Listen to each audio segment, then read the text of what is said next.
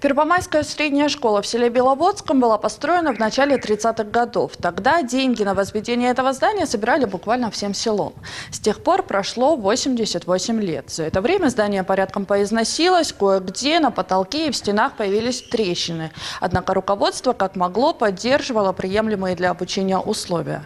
А несколько дней назад в одном из учебных классов обвалился потолок. С этого момента школьники и педагоги были вынуждены эвакуироваться в другое здание. По счастливой случайности рушиться окончательно здание начало в выходной день, когда не было занятий. Потому никто не пострадал. А могло быть иначе. Аварийным учебное заведение признано еще в 2012 году. Но уроки там никто не отменял. На знаниях учеников состояние школы тоже никак не отразилось. Ребята успешно проявляют себя на районных соревнованиях и олимпиадах, получают золотые сертификаты на поступление.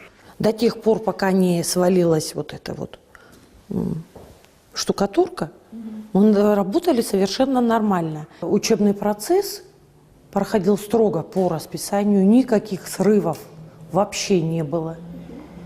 Единственное, что вот сегодняшний день получилось, вот 1-2 урока были затрачены, что дети пересели из класса в класс.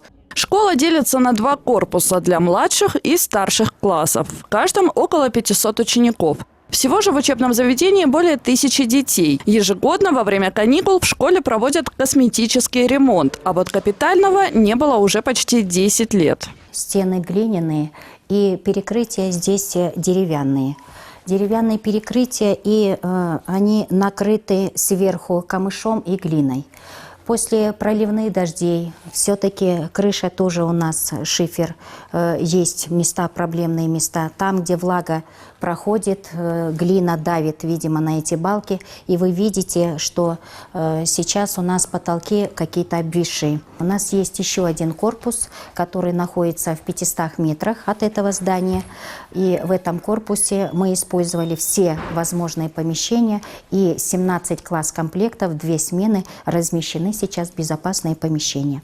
Построить новое здание для школьников правительство и местная администрация обещали еще в 2014 году. За это время учебу в аварийной школе успели закончить пара-тройка сотен детей. Фундамент для новой школы залили 3 года назад. Позже возвели стены и кровлю, потом строительство прервалось. А несколько недель назад работы возобновились. Сегодня бригада строителей штукатурит стены в будущих кабинетах, прокладывает коммуникации и готовится устанавливать стеклопакеты. Теперь главное, чтобы аварийное здание дотянуло до открытия нового. Так выглядит новое здание школы, которое ожидали на протяжении 4 лет. Рассчитано на 750 учеников. На эти цели из госбюджета было выделено 148 миллионов сомов. И, как говорят строители, если финансирование будет постоянным, то следующий учебный год беловодские школьники смогут начать в новой школе. Сабина Дамаскина, Арлан Кемельбеков, НТС.